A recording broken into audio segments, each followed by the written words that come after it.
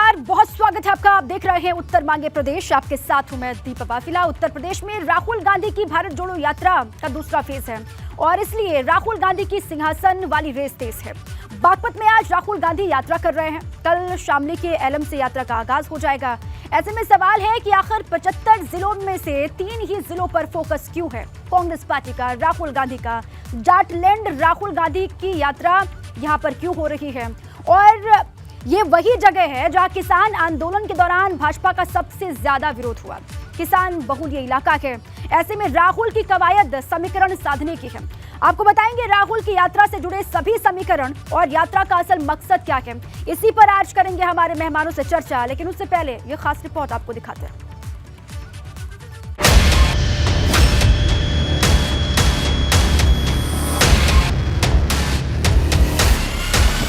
Baghpat to Shamli, Jatland में भारत जोड़ो की आंधी। 3 जिलों में राहुल की हुंकार, विपक्ष की एकजुटता वाली ललकार। बागपत और शामली में सियासी जमीन की तलाश। 24 के चुनाव में खत्म होगा कांग्रेस का बनवास। जिसको लेकर राहुल जी निकले थे, तो कुल मिलाकर उनका कोई भारत जोड़ना तो एक नाम था, बाकी काम तो उनको विपक्ष को जोड़ना था। 130 किलोमीटर का सफर, राहुल को मिलेगी मंजिल।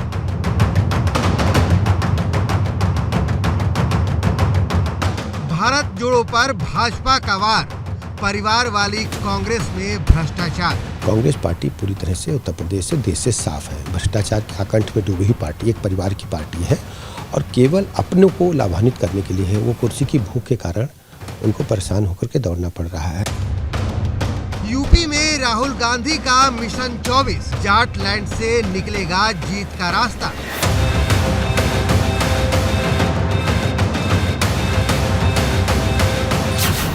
यूपी में भारत जोड़ो का दूसरा फेज, सिंहासन के लिए राहुल गांधी की रेस।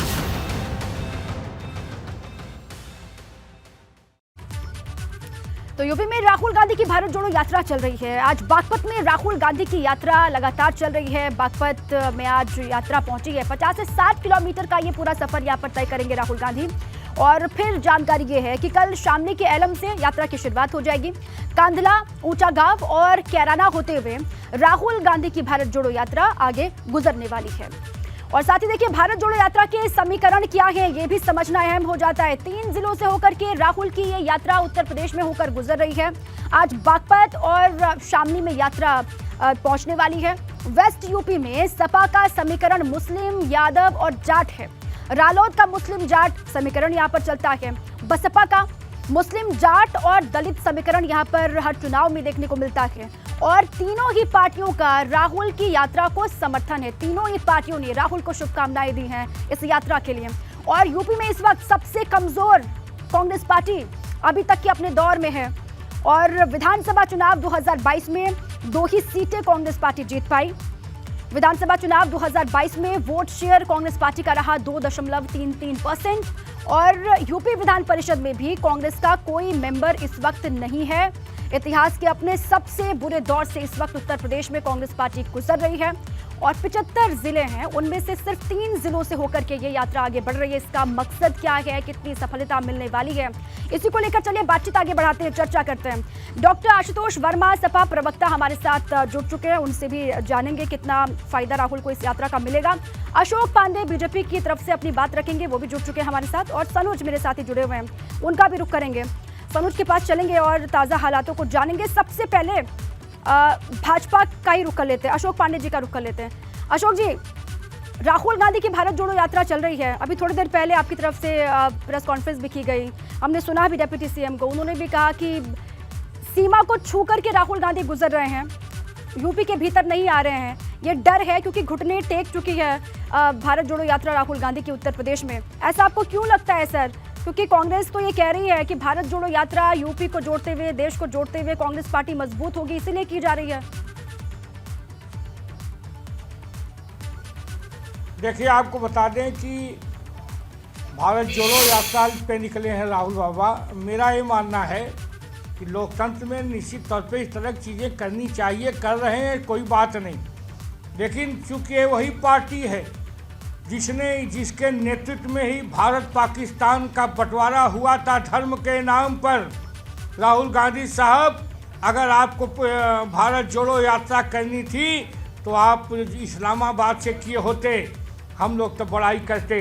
भारत निश्चित तौर पे जो जिन्ना एक प्रधानमंत्री होता है, नेहरू एक प्रधानमंत्री होते हैं, उसके लिए पूरा देश जानता है कि कांग्रेस पार्टी ही उस बंटवारे की जिम्मेदार है। इसलिए हंसी के पात्र हो गए हैं। उत्तर प्रदेश में न एमएलए है न एमएलसी है, खाली हैं। खाली हाथ आए थे, खाली हाथ चले जाएंगे। ये वही लोग हैं जिन्होंने उत्तर प्रदेश में हिंदुस्तान में आपातकाल लगाने का काम किया था, लोकतंत्र का गला घोटा था, सारे नेताओं को जेल में भेजा था। उन नेताओं में मुलायम यादव, लालू यादव, चौधरी चरण सिंह तमाम लोग थे। अगर उनके बेटे इनके साथ जाते हैं, जाए कोई बात नहीं, लेकिन मेरा ये मानना है कि उत्तर प्रदेश में लोग याद रखेंगे कांग्रेस पार्टी ने जो किया है, निश्चित तौर पे उसी का भुगतान जनता ने दिया है। ना आज इनके पास, लेकिन अशोक जी, इसके बाद से कांग्रेस पार्टी कह रही है भारत जोड़ो यात्रा के बाद से हवा बदलने वाली है कांग्रेस के लिए उत्तर प्रदेश में, ये कहा जा रहा है। इसका रिएक्शन मैं आपसे लूंगी। आशुतोष जी का रुख कर लेते हैं। आशुतोष जी, आपको लगता है कि इसका असर दिखाई देगा? क्योंकि कांग्रेस वाले तो ये कह रहे हैं, जिसको भी सुन लीजिए, कार्यकर्ता को, किसी को भी आप सुनते हैं कांग्रेस पार्टी के, वो कहते हैं कि अब मौसम बदलने वाला है, वक्त बदलेगा। आपको कितना असर दिखाई दे रहा है उत्तर प्रदेश में कांग्रेस की भारत जोड़ो यात्रा का? नाते मैं इस बात की तारीफ करूंगा कि कोई भी राजनीति के लिए जो तीर्थ स्थल होता है वो होता है लोगों के बीच में रहना। और ये प्रशंसा योग्य है कि कोई भी राजनीतिक, खासकर जब वो देश की बड़ी पार्टी का नेता पूरे देश की यात्रा करता है तो उसका एक राजनीतिक महत्व होता है और उसका एक मतलब होता है। इस देश ने बड़ी बड़ी यात्राएं देखी, माननीय चंद्रशेखर जी की अपनी यात्रा थी, एन.टी. रामाराव की यात्रा थी, जगनमोहन रेड्डी की, सबकी यात्रा ही राजनीतिक उनको फायदा मिला है। लेकिन उत्तर प्रदेश की जो स्थितियाँ हैं, जो भी हाल के विधानसभा का चुनाव है, उसमें अगर एक पार्टी निकल के सामने आई है जो सबसे मजबूती, तो उसका नाम है समाजवादी पार्टी। 2017 से लेकर 2022 तक खाली एक अकेली पार्टी है जिसके वोट प्रतिशत में 10% से ज़्यादा का इजाफा हुआ है, उसका नाम है समाजवादी पार्टी। कांग्रेस के पास 6% वोट थे और 6% से गिर के वो 2% पे आ गए। तो ये स्थिति कांग्रेस को अपने आप में सोचनी चाहिए कि वो क्या करेंगे। जब बूथ स्तर पे अपने बूथ अध्यक्षों को बना पाएंगे, जब अपने संगठनों को खोल पाएंगे, जो अपने कार्यालयों के नए नए कार्यालय बना पाएँ अपनी ब्लॉक स्तर पे, तब जाके संगठन बनता है। और संगठन बनने के बाद उसके बाद अब चुनाव प्रक्रिया में आते हैं। मुझे लगता है कि पिछले कई सालों से, विगत मुझे लगता है 30-35 सालों से कांग्रेस पार्टी के हालात उत्तर प्रदेश में ठीक नहीं है। तो उसके लिए उनके नेता जो कवायद कर रहे हैं वो बिल्कुल सराहनीय है। लेकिन समाजवादी पार्टी पहले से भी 9 अगस्त 2022 से अगस्त क्रांति दिवस के समय से देश बचाओ देश बनाओ यात्रा कर रही है, जो हमारा युवा संगठन कर रहा है। और लगभग 67 जिलों में ये यात्रा पहुंच चुकी है। तो हमारे नेता लगातार उसके साथ माननीय मुलायम सिंह यादव और समाजवादी पार्टी की नीतियों को घर घर तक पहुंचा रहे हैं। तो हर पार्टी का अपना नियम होता है। 75 जिले हैं यूपी में और सिर्फ 3 जिलों को छूते हुए आगे बढ़ रहे हैं राहुल गांधी। इसका मकसद आपको क्या नजर में आता है? सिर्फ 3 जिले, 130 किलोमीटर की यात्रा? ये सवाल मैंने भी कई लोगों से पूछा कांग्रेस से, जो उनकी तरफ से जो लॉजिकल आंसर मिला वो ये है कि जो कन्याकुमारी से कश्मीर तक की जो रास्ता था उसमें से यही 3 जिले होकर क्रॉस कर रहे थे और उसके बाद फिर वो आगे देखेंगे उत्तर प्रदेश में क्या है। तो मुझे लगता है ये उनकी स्ट्रेटजी है, वो क्या सोचते हैं उत्तर प्रदेश को। लेकिन बहुत ज़्यादा इसका फर्क उत्तर प्रदेश की जनता के बीच में आ जाए वो तब तक नहीं होगा जब आप उत्तर प्रदेश के जो है 30 करोड़ की जनता के आसपास आर पार न घूम पाएं। और दावा तो ये भी किया जा रहा है आशुतोष जी कि 2024 की पूरी तैयारी है और राहुल गांधी अब लीड करने वाले हैं विपक्ष को, और साथ तो सबका मिला हुआ है। ये दावा कांग्रेस पार्टी कर रही है कि उनको सारे विपक्षी पार्टियों का साथ मिला हुआ है। देखिए, अभी जो स्थिति बन रही है, लगभग 15-16 महीने बाद इस देश में आम चुनाव होगा। उस बीच इस देश में कम से कम 9 विधानसभाओं का चुनाव होगा, कई निकाय चुनाव होंगे। तो अभी ये कहना कि क्या होगा, लेकिन हाँ, विपक्षी एकता के लिए सबको एक मंच पे आना पड़ेगा। अगर सबकी विचारधारा एक तरीके से आती है तो उनकी पार्टी की तरफ से एक सराहनीय पहल है। और हम समाजवादी पार्टी ने पहले भी कहा है कि हम विचारधारा के तरीके से आपके साथ में।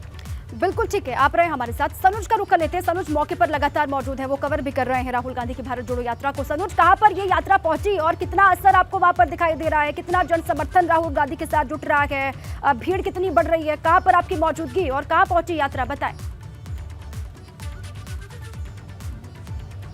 हाँ, देखिए, राहुल गांधी की जो भारत जोड़ो यात्रा है वो फिलहाल बागपत में मौजूद है और बागपत में गुफा वाले मंदिर के पास करीब 3 घंटे से ज्यादा से वक्त से यहाँ पर रुकी हुई है। अब राहुल गांधी यहाँ से करीब 3 किलोमीटर गाड़ी से जाएंगे और उसके बाद फिर अपना आगे का जो सफर है वो यहाँ से पैदल तय करेंगे। जितनी उम्मीद कांग्रेसियों को थी उससे ज्यादा उम्मीद इन लोगों को नजर आ रही है। लोगों में बेहद उत्साह देखने को मिल रहा है, उम्मीद से ज्यादा भीड़ यहाँ पर नजर आ रही है। और जैसे ही उत्तर प्रदेश में इस यात्रा ने प्रवेश किया तो उसके बाद जो भीड़ का कारवां पीछे से चला रहा था वो भी यहाँ पर बदस्तूर जारी है। लेकिन हमें इस बात को समझना होगा कि ये जो जिले हैं ये जाटलैंड के जिले हैं और इन जाटलैंड में कहीं ना कहीं कांग्रेसियों को लगता है कि यहाँ से एक बड़े बदलाव के जो संकेत हैं ये या एक बड़े बदलाव की जो रणनीति है वो यहाँ से बनाई जा सकती है। और उस रणनीति को कामयाब बनाने में राष्ट्रीय लोकदल के मुखिया जयंत चौधरी ने इनका साथ दे दिया। पहले उन्होंने ट्वीट से शुभकामनाएं दी और ट्वीट से शुभकामनाएं देने के बाद जयंत चौधरी ने अपने जो तमाम यहाँ के नेता हैं, यहाँ के विधायक हैं, यहाँ के कार्यकर्ता हैं, यहाँ के पदाधिकारी हैं, वो पदाधिकारियों ने यहाँ पर आकर इस यात्रा का स्वागत भी किया है। यहाँ राहुल गांधी से मुलाकात करने के लिए भी वो लोग आए हैं। तो कहीं ना कहीं जयंत चौधरी एक बड़ा संदेश ये देना जरूर चाहते हैं कि जो भारत जोड़ो यात्रा जिस मिशन को लेकर, जिस उत्साह को लेकर या जिस उद्देश्य को लेकर निकाली जा रही है उस उद्देश्य में राष्ट्रीय लोकदल उनके साथ है। अगर ऐसा नहीं होता तो सिर्फ ये अदायगी भर रह जाती कि ट्वीट करना और उसके बाद खामोश बैठ जाना, लेकिन ट्वीट करके शुभकामनाएं और बधाई देना और अपने कार्यकर्ताओं को यहाँ इस यात्रा का स्वागत करके उसका उत्साह बढ़ाना, कहीं ना कहीं एक भविष्य के बड़े संकेत जो हैं वो जयंत चौधरी देखते नजर आ रहे हैं। और चूंकि देखिए, राजनीति में ऐसा नहीं है कि आपको आज देखना है। राजनीति में जो कूटनीति और रणनीति होती है वो यही कहती है कि आप जो बीत गया कल उसको देखिए, जो आज है उसको देखिए और जो भविष्य है उसको देखिए। तो शायद भविष्य के लिए जयंत चौधरी को लगता है कि कांग्रेस के साथ आना या कांग्रेस को इस तरीके से सपोर्ट करना, फ्यूचर में उन्हें कांग्रेस की जरूरत पड़े या कांग्रेस को उनकी जरूरत पड़े तो दोनों हाथ मिला लें, हाथ के साथ रहें। इस तरह की तमाम चर्चाएं, तमाम जो बातें हैं वो निकलकर यहाँ पर जरूर सामने आ रही है। चूंकि देखिए, जयंत चौधरी एक बड़े नेता के तौर पर उनकी गिनती होती है, इस बात से कोई इनकार नहीं कर सकता। एक बड़े राजनीतिक घराने से ताल्लुक रखते हैं, इस बात से भी कोई इनकार नहीं है। जयंत चौधरी को लगता है कि पश्चिमी उत्तर प्रदेश में भारत जोड़ो यात्रा का समर्थन करने से पास का जिला, जो पास का प्रदेश हरियाणा है या राजस्थान है, राजस्थान में भी जाटों की एक बड़ी संख्या है। तो उनको लगता है कि जाटों को साथ लेके एक नए विकल्प के तौर पर एक नया बड़ा संकेत उन्होंने इस तरीके से देने की कोशिश की है कि उन दोनों राज्य में भी, चूंकि हमें इस बात को समझना पड़ेगा कि देखिए, अखिलेश यादव है, अखिलेश यादव ने सीधा ना आकर बस एक ट्वीट किया कि हम शुभकामनाएं देते हैं, लेकिन जयंत चौधरी साथ में आ गए हैं। वो भले ही इस यात्रा में शामिल नहीं है लेकिन उनके तमाम नेता यहाँ इस यात्रा में शामिल है, स्वागत कर रहे हैं। तो कहीं ना कहीं एक बड़ा संदेश ये जरूर दिया है। और इस बात को भी समझना होगा कि अगर अखिलेश यादव के साथ एक तरीके से जयंत चौधरी रहते हैं तो आप उनके साथी हैं, गठबंधन के साथी हैं, मिलकर चुनाव लड़ रहे हैं। लेकिन हाँ, अगर बड़े राष्ट्रीय नेतृत्व पे जयंत चौधरी को जाना है तो शायद ऐसे विकल्पों को समझना पड़ेगा, उनकी तरफ देखना भी पड़ेगा, राजनीतिक दृष्टि भी वहां पर रखनी पड़ेगी। हुए समझते हुए ही आगे बढ़ रहे हैं जयंत चौधरी और अपने तमाम नेताओं को भेज करके ये संदेश उन्होंने दिया है कि आने वाले वक्त में कभी जरूरत पड़ सकती है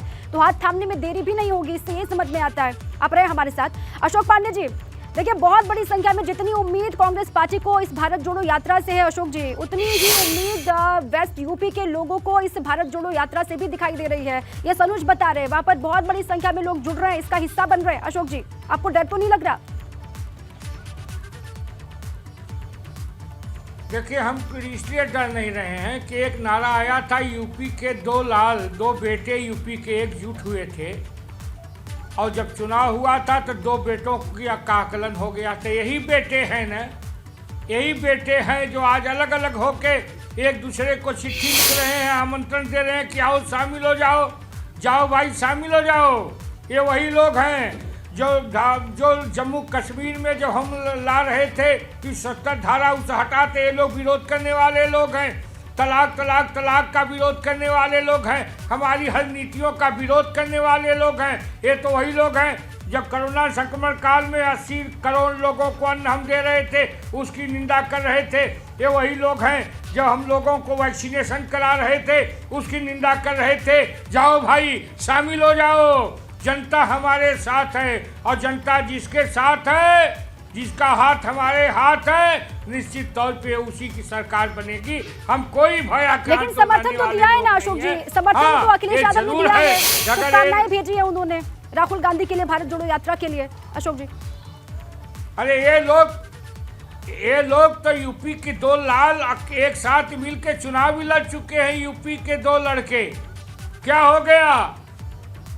अभी तो चिट्ठियां लिख रहे हैं। मेरा ये मानना है कि ये लोग आपस में ही डरते रहेंगे, लड़ते रहेंगे ही। जनता हम सबका साथ, सबका विकास वाले लोग हैं। हमने विकास किया है, इसलिए हम कहीं डरने वाले लोग नहीं हैं। ठीक है आशुतोष जी, बहुत बड़ी संख्या में सनुज बता रहे हैं, सनुज वहीं पर मौजूद है, वो बता रहे हैं कि बहुत बड़ी संख्या में लोग जुड़ भी रहे हैं, और जहां जहां से यात्रा आगे बढ़ रही है वहां पर भीड़ बढ़ती ही जा रही है, और इससे कॉन्फिडेंस भी बढ़ता है कांग्रेस पार्टी का। आपको तो नहीं डर लग रहा इससे? क्योंकि अशोक जी कह रहे हैं हमको डरने की आवश्यकता तो नहीं है, समाजवादी पार्टी तो नहीं डर रही है इस यात्रा से, राहुल गांधी जो निकाल रहे हैं वेस्ट यूपी में? नहीं, देखिए, कोई डरने की बात नहीं है। कोई ऐसा थोड़ी है कि वो अपनी पार्टी को मजबूत कर रहा है, इससे समाजवादी पार्टी को क्या लेना है। मैं कहता हूं कि ये अच्छी पहल है और इसका स्वागत करना चाहिए। अशोक जी को भी स्वागत करना चाहिए। जब आप लोग जैसे लोग, जब इतने वरिष्ठ लोग इसकी निंदा करते, तो मुझे दुख लगता है कि कोई भी राजनीतिक इस देश में हो। ये लोकतंत्र है, ये लोकतंत्र में सबका हक है वो लोगों के बीच में जाए। और ये आज देखिए, आज चंपत राय जी ने भी कितनी अच्छी बात करी कि 50 साल का युवक अगर 3500 किलोमीटर चल के देश को समझना चाहता है, तो ये एक अच्छी चीज है। इसमें किसी को बुराई तो नहीं दिखती, मुझे नहीं लगता कम से कम किसी को बुराई देखनी चाहिए। हाँ, जहां तक राजनीतिक गुणागणित की बात है, तो मैं आपको पहले भी बता चुका हूं कि जिस तरीके से कांग्रेस पार्टी का लगातार वोट प्रतिशत गिरा है, और 2% और 2 विधायकों के साथ 403 विधायकों में बैठे हुए हैं, तो ये उनकी समय की मांग है। और मुझे लगता है कि अगर ये मजबूती से आगे आते हैं, कहीं ना कहीं हमारे लिए 2024 के लिए विपक्ष को मजबूत करने का एक अच्छी पहल है। समाजवादी पार्टी इसका स्वागत करती है, हम इसको डरने की कोई बात नहीं देखते। एक सवाल ये उठाया जा रहा है आशुतोष जी, राजनीतिक जानकार भी ये कह रहे हैं कि अच्छा होता कि सारे विपक्षी दल एक साथ राहुल के साथ खड़े दिखाई देते, इस यात्रा का हिस्सा बनते। राहुल ने इन्वाइट किया था आप लोगों को, शुभकामनाएं भेज दी आपने ट्विटर के माध्यम से, सोशल मीडिया के माध्यम से, लेकिन आप खुद नहीं गए, अखिलेश यादव खुद इस यात्रा का हिस्सा नहीं बने। ऐसा क्यों दूरी बनाई आप लोगों ने? ये सवाल पूछा जा रहा है आपसे। नहीं, देखिए, इसको गलत तरीके से देखा जा रहा है और बार बार ये सवाल ही गलत किया जा रहा है। ये कांग्रेस कितना भी कुछ कहे, ये कांग्रेस पार्टी की एक राजनीतिक यात्रा है, और ये कांग्रेस पार्टी की द्वारा खुद एक रचित एक राजनीतिक यात्रा है। इसका समाजवादी पार्टी से या भारतीय जनता पार्टी से या किसी भी पार्टी से, बीएसपी से क्या लेना है? जब साइकिल यात्रा चलती है तो हम कांग्रेस पार्टी से कहते हैं आ जाइए हमारे साथ में, हम अपनी यात्रा करते रहते हैं। जब कांग्रेस वाले, जब बीजेपी वाले अपना यात्रा करते हैं लोग के, तो हम क्या उनकी पार्टी में जाते हैं, या बीएसपी अपना अकले। ये एक खालिश एक राजनीतिक यात्रा है और को करनी चाहिए, इसमें कोई दो राय नहीं है। समाजवादी पार्टी की अपनी युवा संगठन की खुद यात्रा चल रही है। मैंने बोला लगातार हमारे नेता उसमें इकट्ठा हो रहे हैं, जिलेवार जा रहे हैं। हाँ, ये यात्रा, क्योंकि हमारी जो यात्रा है वो मीडिया में इस तरीके से नहीं दिखाई जा रही, क्योंकि युवा लोग हैं, ब्लॉक पे जा रहे हैं, अपना काम कर रहे हैं।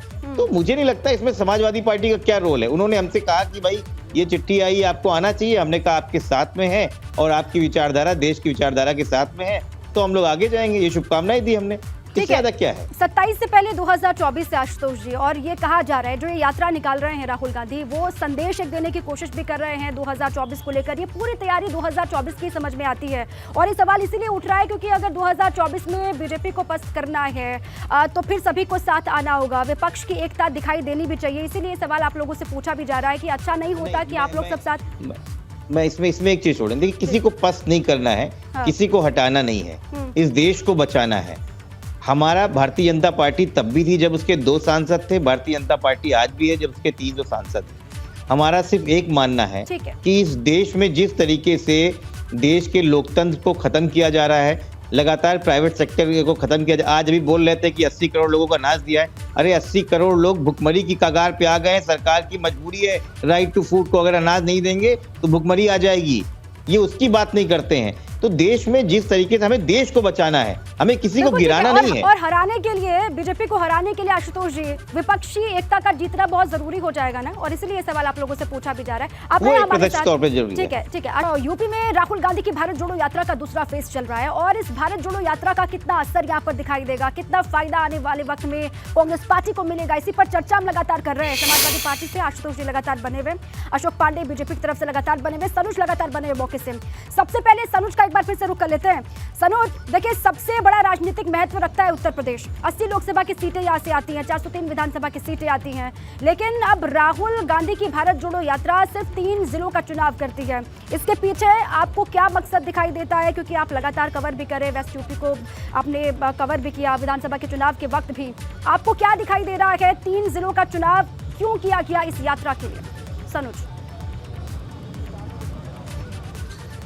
देखिए, कांग्रेस के तमाम नेताओं से ये सवाल पूछा जा रहा है कि सियासी लिहाज से सबसे बड़ा सूबा उत्तर प्रदेश है, और उत्तर प्रदेश के सिर्फ 3 जिलों तक ही ये भारत जोड़ो यात्रा आखिर क्यों सिमट कर रह गई है, क्यों पूरे प्रदेश में इस यात्रा को नहीं निकाला गया, जब सबसे बड़ा यहाँ का सूबा है। तो उस पर उनके अलग अलग अपने अपने तर्क नजर आ रहे हैं कि ये यात्रा सीधी जो हमारा रूट है वो दिल्ली से हरियाणा जा रही थी, लेकिन कांग्रेस नेताओं के कहने पर ही हमने इन 3 जिलों से होते हुए अब दूसरे रास्ते से हरियाणा होते हुए और जम्मू कश्मीर चले जाएंगे।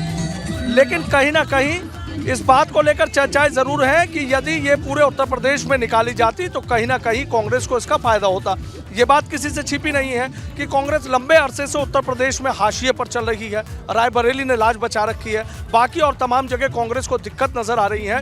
राहुल गांधी जिस नई उम्मीद, जिस नए भरोसे, जिस नए बदलाव को लेकर चल रहे हैं, भीड़ अच्छी उमड़ रही है, बहुत अच्छी बात है। लोगों का समर्थन मिल रहा है, बहुत अच्छी बात है। बड़े दलों का समर्थन मिल रहा है, शुभकामनाएं मिल रही है, बहुत अच्छी बात है। लेकिन चुनौतियां इतनी आसान नहीं है, चुनौतियां कम नहीं है, चुनौतियां राहुल गांधी के सामने बहुत बड़ी खड़ी है। वो बात अलग है कि राहुल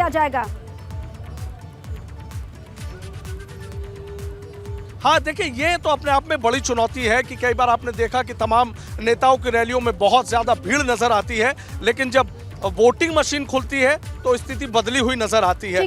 भीड़ जुटाने में राहुल गांधी बेहद कामयाब नजर आ रहे हैं, और एक उनकी छवि भी सुधर रही है। मतलब छवि जिस तरीके से उनको लेकर तमाम उन पर आरोप लगाए जाते थे, तमाम कटाक्ष किए जाते थे, होकर के जब निकल रही है, आगे बढ़ रही है, अलग अलग हिस्सों में हमने देखा कि बेतहाशा भीड़ जुटी, लेकिन उस भीड़ को वोट में तब्दील राहुल गांधी किस तरीके से कर पाएंगे, कर भी पाएंगे या फिर नहीं, ये यक्ष प्रश्न बना हुआ है। आशुतोष जी, जो लंबे वक्त का सूखा है कांग्रेस पार्टी का, वो इस यात्रा के जरिए खत्म करने की जो कोशिश कर रहे हैं राहुल गांधी, उसमें कितना सफल हो पाएंगे आपको लगता है?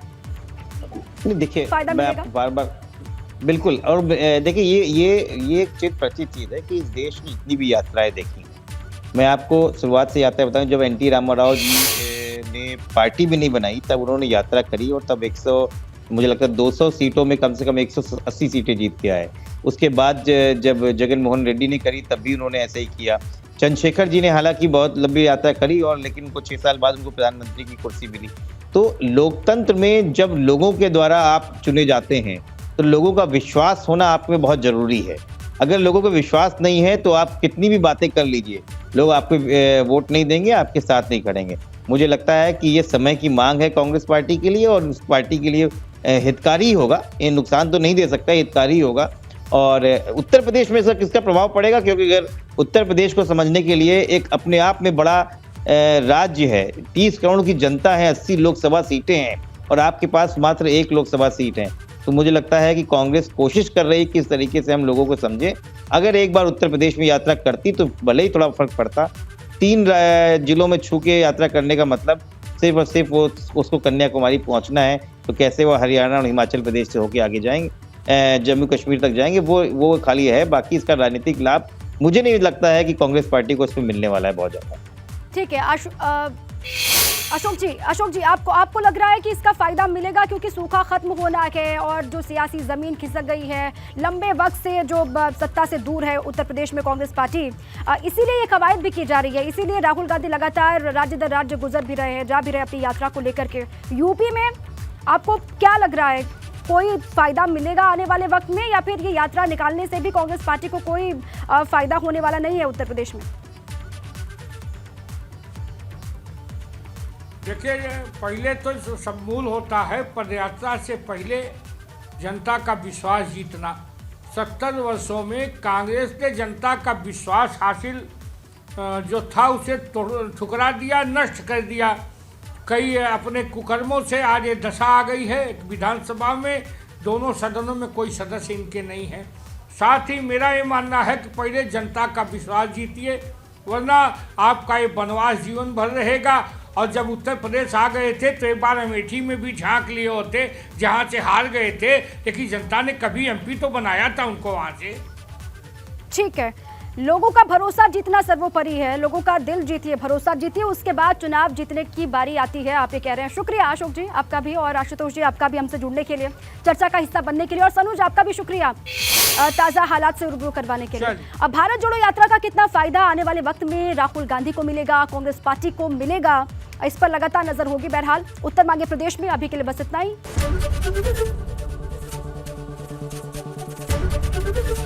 एबीपी गंगा, खबर आपकी, जुबान आपकी।